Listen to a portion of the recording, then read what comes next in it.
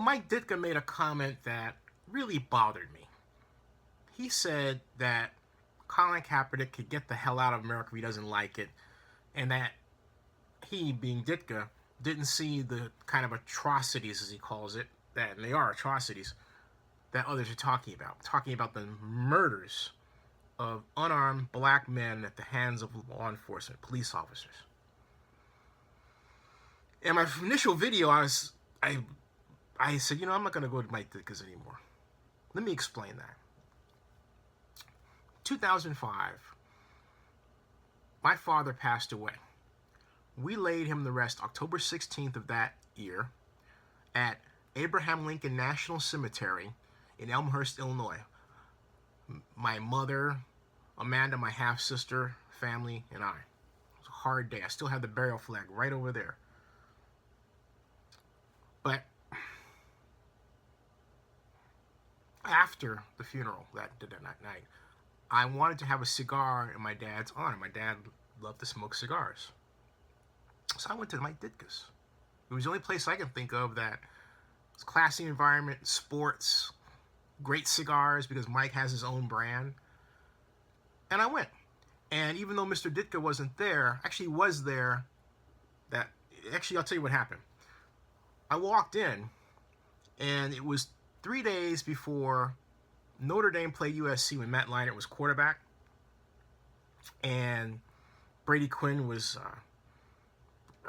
not Brady Quinn, was another quarterback, but anyway, Matt Leinart was the USC quarterback. Okay, now I walked into Mike Ditka's thinking, it was my first time there, I don't know anyone. And these USC guys came in, and of course, I got my master's degree at Cal. First words out of my mouth were, "Go Bears!" And this guy from USC says, "How the heck they let you get here?" They proceeded to buy me cocktails. I had a great time. Moore and my father had a cigar, and everybody was nice to me. And I wrote a letter thanking them, and I went back to Mike Ditka's every chance I get.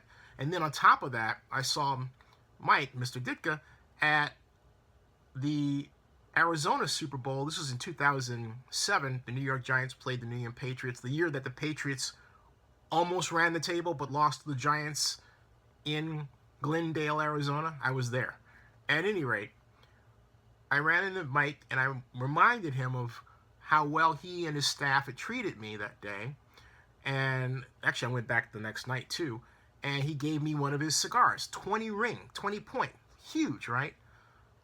Loved it. I mean, I just savored that. Really, really did. Then the last time I went to Mike Ditka's, he was kind enough to take a photograph with me. So I can't turn my back on Mike Ditka, okay? I can't.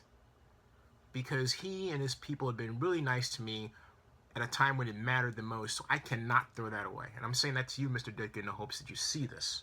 Because I want you to hear what I'm trying to explain to you.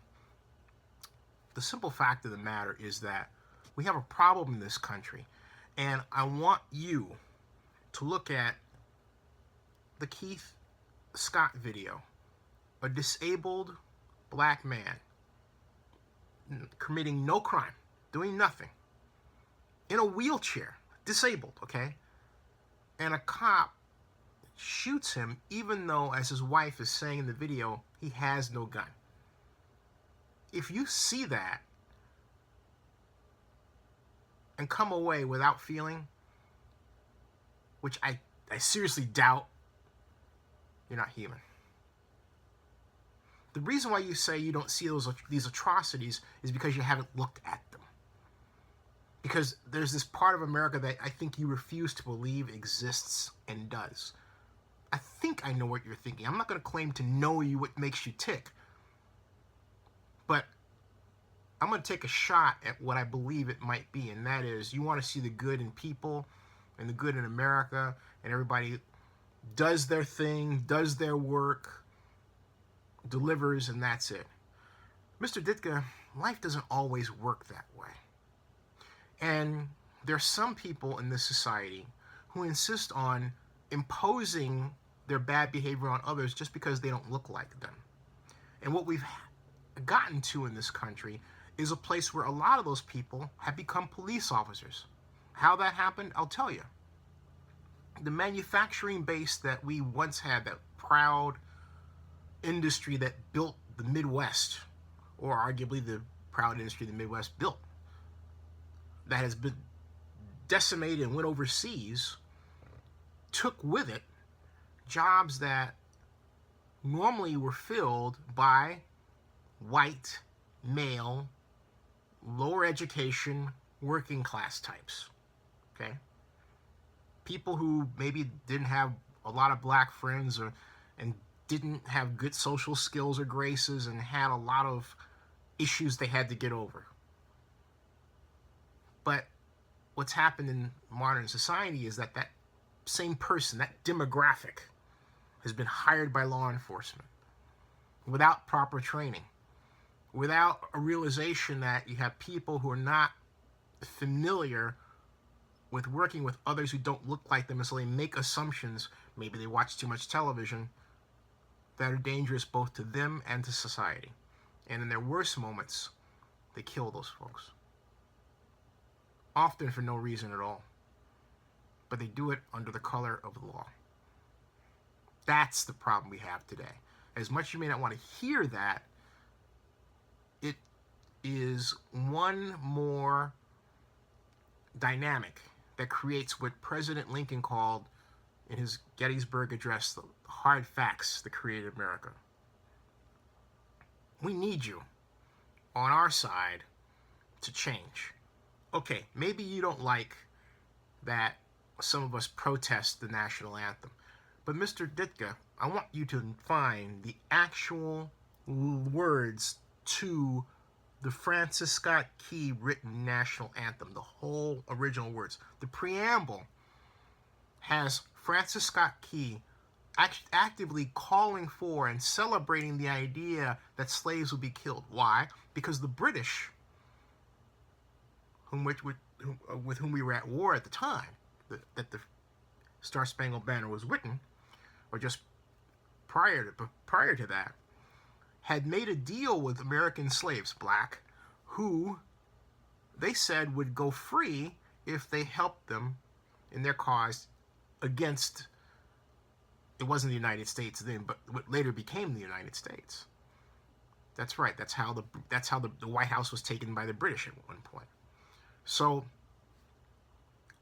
Scott Key, in writing the Star Spangled Banner, is celebrating that these slaves could possibly die. And then later in life, Francis Scott Key really solidified his racist agenda and beliefs when he actually he said that in an accident that actually wound up in the harm of a black person, he basically said that person deserved to be harmed because they're, less than, as he thought. I'm paraphrasing a situation, but that's the gist of it. The Star Spangled Banner, the national anthem, needs to be rewritten. Okay? We have the Black national anthem. I learned the Black national anthem in Chicago, in Southside, in the city that you and I both have come to love, that I was born in. Lift every voice and sing, till earth and heaven ring. That's a beautiful replacement for the Star Spangled Banner, for the anthem that we have. It really is. Okay? So, my point is that I'm really asking you to look at these problems. Look at video. See what's going on. And don't look at just one. I said look at one. But look at more. Get an idea for what's been going on. And take off your blinders. Your staff will tell you, if they're not afraid of you. I'm not. I don't want to boycott your place. I know you're going to say I don't care what you do. But I think you actually do. Okay? I think you do. Try seeing how we are affected. Myself, yes, I've been affected by racial profiling many times. And so much that I've interviewed other people, not just black, but also white, who've also seen their black friends racially profiled. Okay? A real problem here. And we've got to stop it. We're stronger with you